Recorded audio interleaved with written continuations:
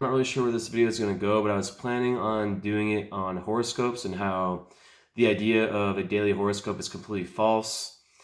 And essentially, I searched some articles on Google, or just had like a brief search of why horoscopes don't work. And while I was searching, I was like, I know there's going to be some articles that come up that are basically more general about how astrology doesn't work. And of course, one came up, and I clicked on it, and it's difficult to respond to these types of things as an astrologer. Um, but I wanted to try and just kind of go through some of this and see what comes to my mind. So I see this guy's talking about testing astrology, saying things around that, like other astrologers propose conventional causal agents such as electromagnetism and gravity, but the gravitational effect of constellations is completely negligible compared to even that of the moon, blah, blah, blah, blah, blah. So a lot of people in science, they feel that you need to have causality. There needs to be a proven causality between two things for it to be scientifically valid, right? But the thing about astrology and many other things is that just because you can't prove a causality, I mean, we don't know the mechanism of how astrology works, but just because you can't prove the link, but you can't find a link between two things, doesn't mean that that link doesn't exist or that there isn't something there. Um, and that's why astrology sort of requires something beyond what is conventional in the world today, which is intuition. And not blind intuition, but it's almost a tested reality based intuition where through your own experience, through your own mind and different calculations and different trial and error, mental trial and error that you do, you're able to see trends.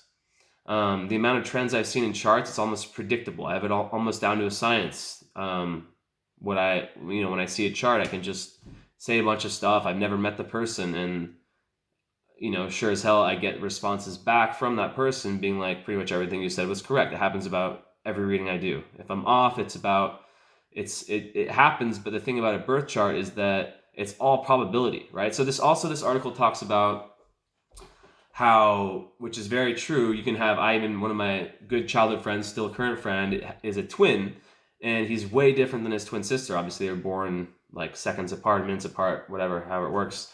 And I think what that shows is that, yeah, their charts are pretty much identical, but their experiences, I mean, we don't know everything, but it's basically, that's the deck of the deck of cards that you're dealt is the birth chart, right? But these two people, one was a male, one was a female. They've had completely different life experiences, and they've basically adjusted to that energy of that birth chart in different ways. It's simple. But also there's a whole nother metaphysical matter, which if I really have to intuit why that is, it's like they're two different souls. They're two people with completely different past life karmas. And yeah, you say that astrology is said to be the accumulation of karma, but it's also, it doesn't define everything. You are not your chart. Your chart's more of what you are here to work on, and it does show some trends, but it's not necessarily showing you're been there, done that in every past life you've ever had, right?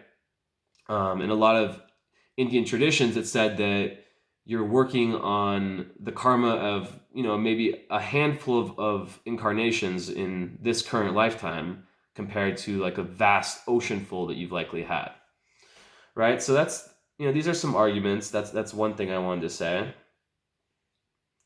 And then they talk about different studies.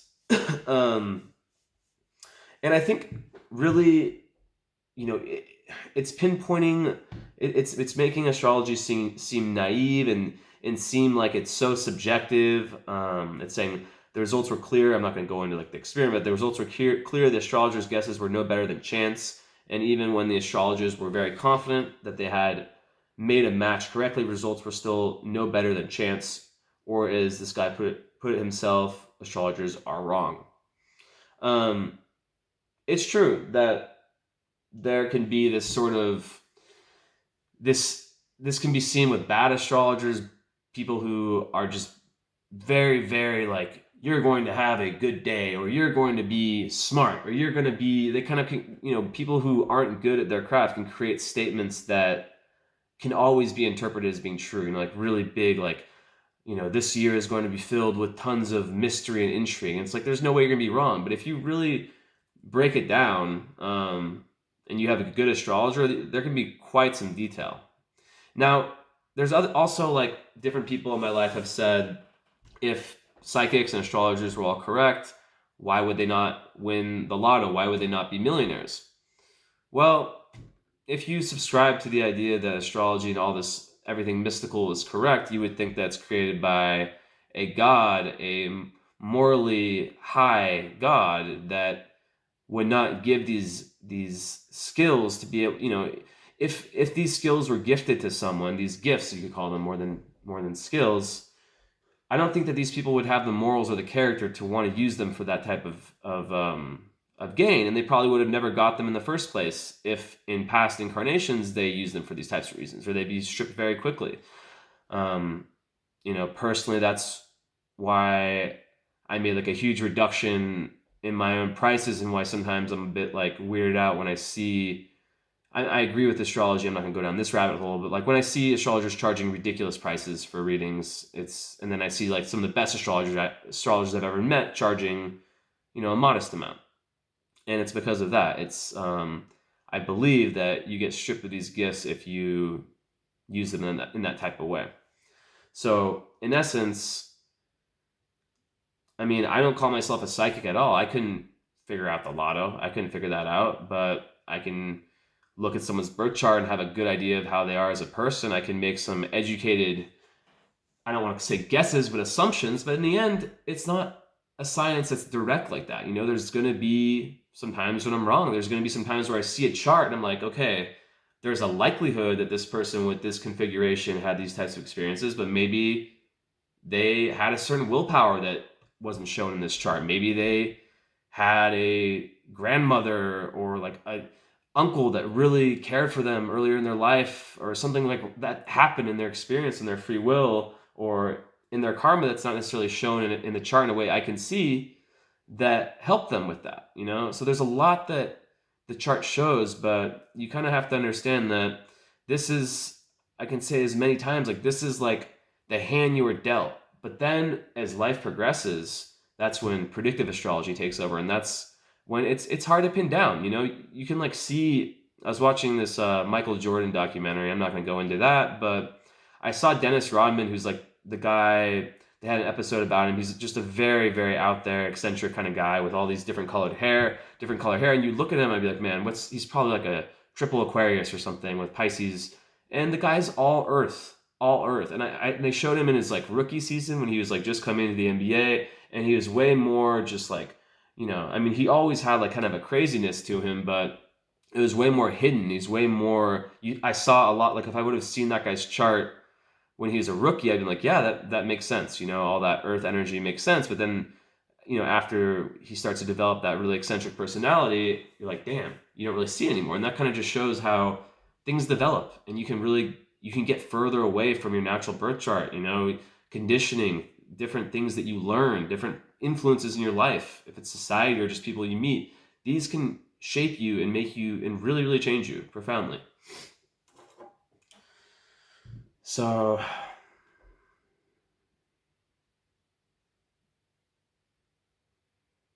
yeah, so this says what I was saying. It says the core approach of astrology is to give out vague blanket statements like, you'll have an important challenge this week. This strategy is used for predicting future events as well as assessing personality traits. So I kind of went into that, like no good astrologer will have that. They have another experiment where, yeah, it's just like they gave a unique personality analysis to students and asked them to rate how well it suits them on a scale from 0 to 5.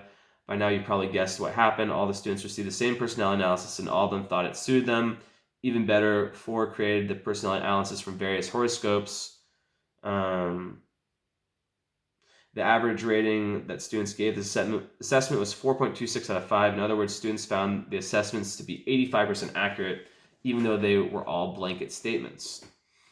So once again, it's like this is running away from the issue, right? And like there's a certain amount of astrology, like the stuff you see in popular culture and magazines, sun sign astrology, like exactly what this video is going to be about, that puts a bad name on astrology. Horoscopes are complete bullshit. I'm sorry to anyone that reads them. Maybe it helps you through life, but it's fucking bullshit because it doesn't make any sense. It's every chart is completely unique.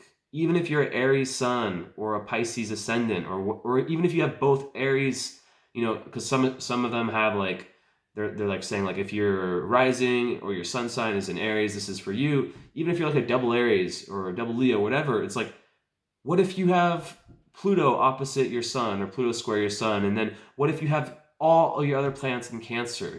It's like there's a million different variations to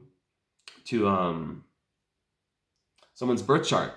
So it means that you're really a unique blend of of each sign, and it's impossible to look at a horoscope and to really like no one's a pure Aries, no one's a pure Taurus, right? You're just looking at one part of your personality, which is another discussion all on its own about what that could really mean for today's society. So I only have 3 minutes, so I want to like see if there's anything else I can gather from this.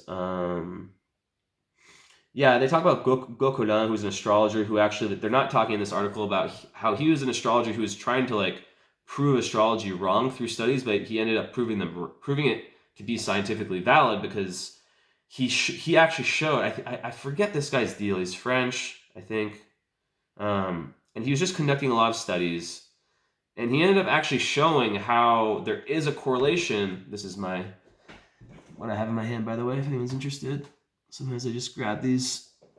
So he actually proved astrology, and this is like the most known study that proves astrology as being something that's valid, because he showed that, I think if I remember correctly, the career proficiency, or you could predict career by a planet on the midheaven, something like that. Like midheaven is known as career. There's 4 angles in astrology. It's that highest part of the sky in your birth chart, and when you have a planet up there, it can be a very, very good predictor of career. And I think that's what he found.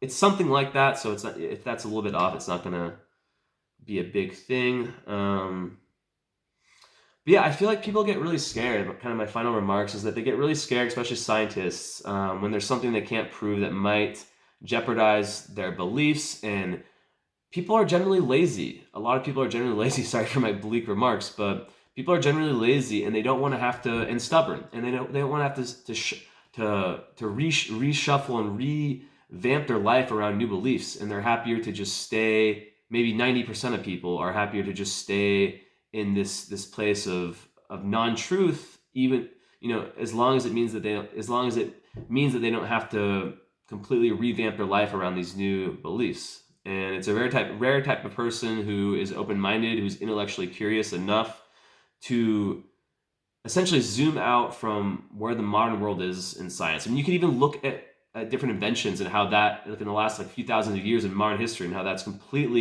each one completely revamped what was seen as true and what was seen as crazy at that time. So who's to say that astrology won't be one of those in the next 1,000 years or something? It's not impossible. So anyways, that's about it. A little bit of a rant, but I am happy about how this came out. So let me know in the comments what you think. If there's anything to add. I wish I could probably talk about this for a really long time, but I only have a 14-minute limit. So thank you so much, and I'll talk to you guys later.